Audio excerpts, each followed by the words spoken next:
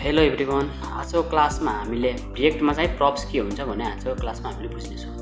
First of all भन्दाखेरि normally हैन, props भनेको डाटा चाहिँ पास गर्नको लागि हामीले प्रप्स युज गरिन्छ हैन।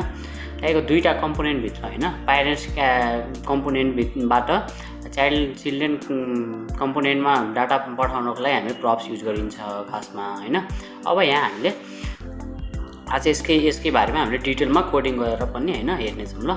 अब पहिला बुझ्दाखेरि व्हाट इज प्रप्स भन्दा बुझ्यो के भन्छ। Props stands for the properties. Props भनेको के एउटा प्रोपर्टिज हो जसले के गर्छ, they are the standard mechanism to passes data from parents component down to child component. यसले के हो, यसमा के हुन्छ भने प्यारेन्ट्स कम्पोनेन्टले के गर्छ, चाइल्ड कम्पोनेन्टलाई के गर्छ, डाटा पास गर्ने काम गर्छ। अब जस्तै यहाँ हेर्नुहुन्छ प्यारेन्ट्स हैन, प्यारेन्ट्सले के हुन्छ, एज डाटा योसँग डाटा हुन्छ, यो डाटा कहाँ दिन्छ, पठाउँछ चिल्ड्रेन क्लासमा पठाउँछ, चिल्ड्रेन कम्पोनेन्टमा पठाउँछ। यसले के हुन्छ, के को प्रप्सको थ्रुबाट के हुन्छ, रिसिभ गर्छ। अब यस्तो हुन्छ, props make a component reusable and dynamic. यसले के गर्छ, रियुजेबल बनाउँछ हैन, अनि त्यसपछि डाइनामिक बनाउँछ हामी।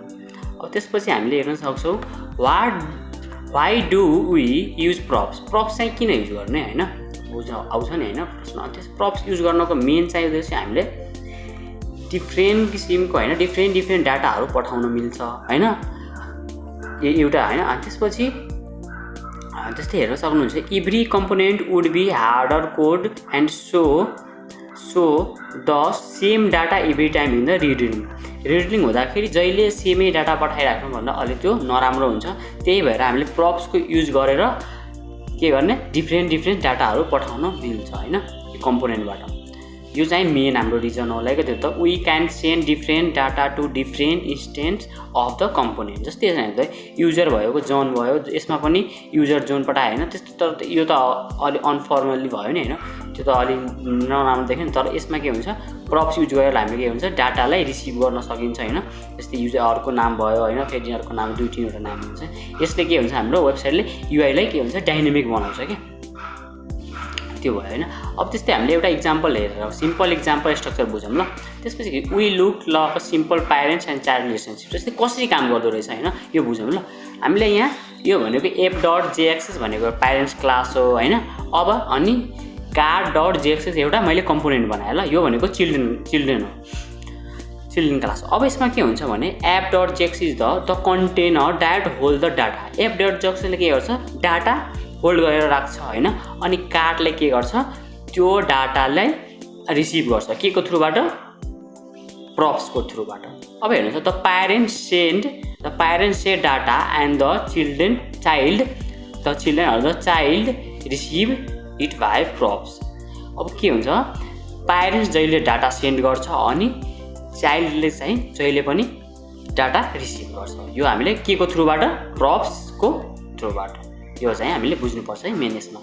अब जस्तै हामीले यहाँ एउटा इक्जाम्पल छ हैन, how to create child component भन्छ। क्रिएट अ चाइल्ड पहिला एउटा चाइल्ड कम्पोनेन्ट बनाएको छ, त्यो भनेको car.js बनाएको छ। अनि त्यसमा के हुन्छ, this component need to expect argument एउटा पास गरेछ, जुन आर्गुमेन्ट कुन हो, प्रप्स। यसले के हुन्छ, प्रप्सले के गर्छ, रिसिभ गर्न काम गर्छ के, उताको डाटा पठाएको डाटालाई हैन, उताको डाटा पठाएको प्यारेन्ट्स कम्पोनेन्टबाट आएको डाटालाई के गर्छ, प्रप्सले रिसिभ गर्न काम गर्छ क्या। जस्तै यहाँ हेर्नुहुन्छ, यहाँ प्रप्स हैन। अब यो कार्ड एउटा फङ्सन छ हैन, यसमा प्रप्स भन्ने एउटा छ, यो भनेको उताको डाटा लियो हैन।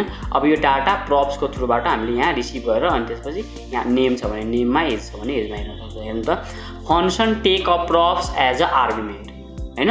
फङ्सन चाहिँ केले प्रप्सको थ्रुबाट आर्गुमेन्ट रिसिभ गर्छ, लिन्छ। अनि त्यसपछि access data with props dot name हैन। त्यसले एक्सेस गर्नको लागि हामीले के गर्छ, प्रप्स एन्ड डट नेम गऱ्यो भने यहाँ जे भयो त्यहाँबाट पठाएको छ त्यो गऱ्यो भने हामीले यहाँ गर्न सक्छौँ। Use curly braces for the JS inside the JSX. यो भनेको हामीले के गर्न सक्छौँ, जहिले जाभास्क्रिप्टको कोड हामीले रन गर्नको लागि जेएसमा के गर्नुपर्छ, HTML-मा के गर्नुपर्छ, हामीले कर्ली ब्र्याकेटको युज गर्नुपर्छ ल। अब एउटा हामीले पास गरेर नि यहाँ इक्जाम्पल पनि छ, यो इक्जाम्पल बुझौँ अनि त्यसपछि हामीले गरेर पनि हेर्नेछौँ ल।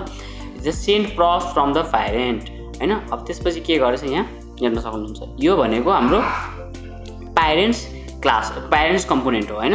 प्यारेन्ट्स कम्पोनेन्ट भनेको एप डट जेक्स प्यारेन्ट्स कम्पोनेन्ट। यहाँबाट हामीले नेम सुशान्त पठाएको छ हैन, अनि त्यसपछि एज 22 पठाएको छ, अनि त्यसपछि अर्को कार्ड छ, फेरि त्यही कार्डलाई युज गरेछ, दुई चोटि युज गरेछ हैन। कम्पोनेन्ट भनेको दुई चोटि अघिको क्लासमा हामी पढेको थियौँ हैन, एउटा कम्पोनेन्ट बनाउने अनि त्यसपछि जति चोटि पनि हामीले युज गर्न सकिन्छ हैन। त्यसपछि अर्कोमा हामीले के छ, नेम फेरिमा अर्को नाम पठाएको छ हैन, अनि त्यसपछि 25 छ, अनि त्यसलाई रिसिभ गर्नको लागि ठ्याक्कै यहाँ हेर्नु त प्रप्सको थ्रु छ, यहाँ आयो डाटा हैन, अनि त्यो डाटालाई यहाँ हामीले सो गर्नको लागि डिस्प्ले गराउनको लागि props डट इन भनेको नाम आयो हैन, अनि त्यसपछि फेरि अर्को props डट के अरे एज गऱ्यो भने एज आयो हैन। यो हेर्नु त आएन हैन। यो गर्न हामीले यस्तोबाट गर्न सकिन्छ। ल अब यो भनेको यो कसरी काम गर्छ, हाउ इट वर्क्स, यो वर्क कसरी गर्छ भने यहाँ बुझ्नुस्। पहिला के गर्छ, एप हामीले फाइनेन्स क्यासबाट डाटा सेन्ड गर्यो भने सेन्डिङ द डाटा सेन्ड गर्यो, के सेन्ड गर्यो, नेममा सुशान्त गर्यो, सुशान्त पठायो हैन, अनि दिस एन्ड स्ट्रिङमा पठायो हैन। यो गयो कम्पोनेन्ट कहाँ गयो भने कार्ड डट जेसमा पठायो, अनि कार्ड जसले के गर्यो प्रप्सको थ्रुबाट उसले रिसिभ गर्यो, अनि त्यसले एक्सेस गर्नको लागि प्रप्स डट नेम गर्यो भने त्यसले एक्सेस हुन्छ, अनि त्यो फेरि रिएडेन्डरिङ भयो। रिएडेन्डरिङ भनेको हामीले त्यो डाटालाई एक्चुअली एक्सेस गर्न पायो क्या हैन।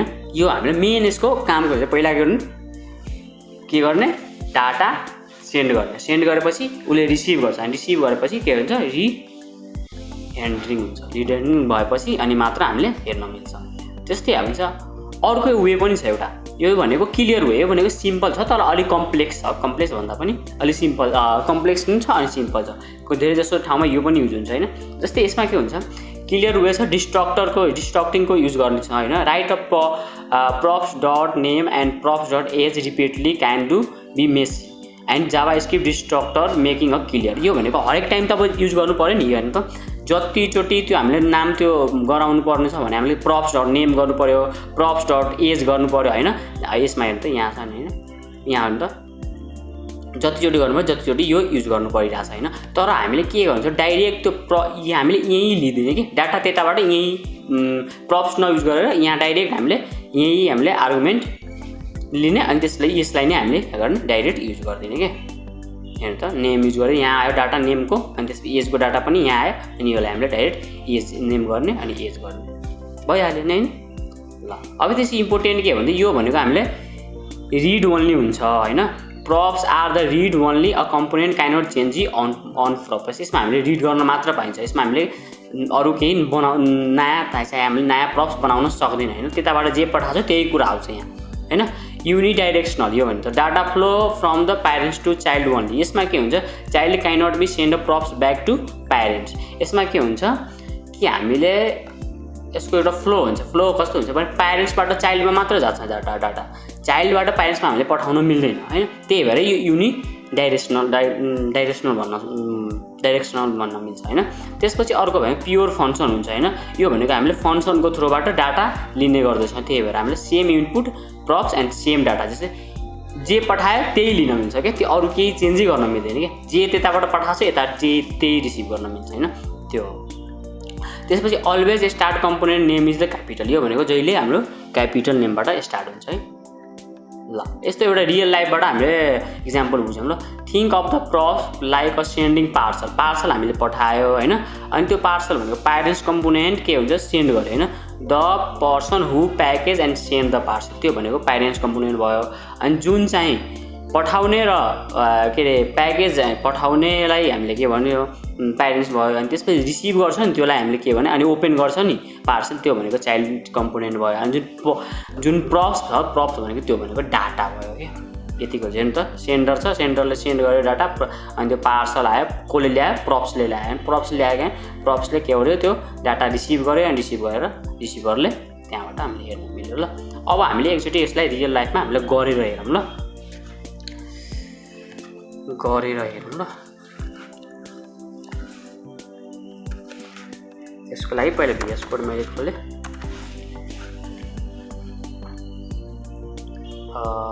अस्ति हामीले कुन फोल्डर थियो हाम्रो, बेसिक्स डट जेएसएस थियो जस्तो लाग्यो त्यहाँ मैले,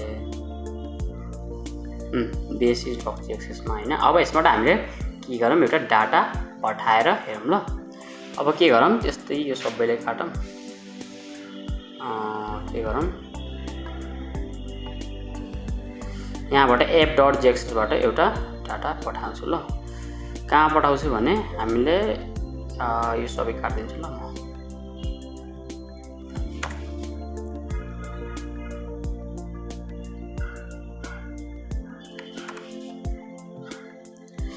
यसबाट पठाउँछु ल।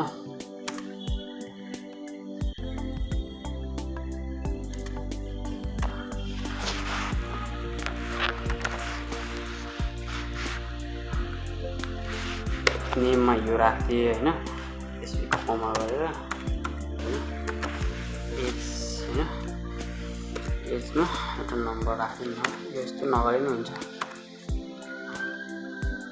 ल, राख्दिनु न। यो भयो होइन। अब यो डाटालाई हामीले के गर्नु पऱ्यो, त्यता रिसिभ गर्नु पऱ्यो, कहाँ हेडर भन्नेमा होइन, हेडरमा जाने अनि यहाँ भनेको प्रप्स भन्ने युज गर्ने होइन। अनि त्यसलाई हामीले सो गर्नको लागि के गर्ने, हेर्न सक्नुहुन्छ। हेर्नु त नेम गरेर props.nan गरेँ अनि त्यसपछि यो डाटा हामीले अब कहाँ देखिन्छ भने हेडरमा देखिन्छ। अब यसलाई रन गर्नुको लागि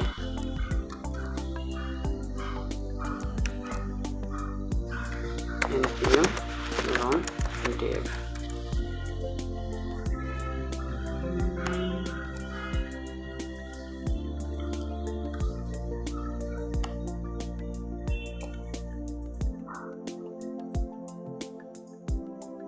हेर्न सक्नुहुन्छ। अब होइन हामीले के आयो, त्यहाँबाट डाटा पठाएको कुरा यहाँ आएन होइन, किनभने चाहिँ हामीले त यसमा त हेर्नु त हामीले यसमा के लेखेछौँ, नेममा त लेखेछु अनि यो डाटा त कहाँ छ, यो डाटा भनेको यहाँ छ, यहाँबाट app.jx आयो नि होइन। हेर्नु त यही हाम्रो, अब जतिचोटि पनि युज गर्न सकिन्छ। यो होइन कि अब जस्तै यसमा मैले पारेर अर्को पनि यहाँ एड गरिदियो भने नेम गर्थ्यौँ होइन। अब जहाँ पनि यहाँ पनि हामीले के गर्नु सकिन्छ। मैले यो राखेँ ल। हेर्नु त अर्को फेरि त्यही आउँछ। हेर्नु त जतिचोटि युज गर्नु पाएँ नि होइन हामीले।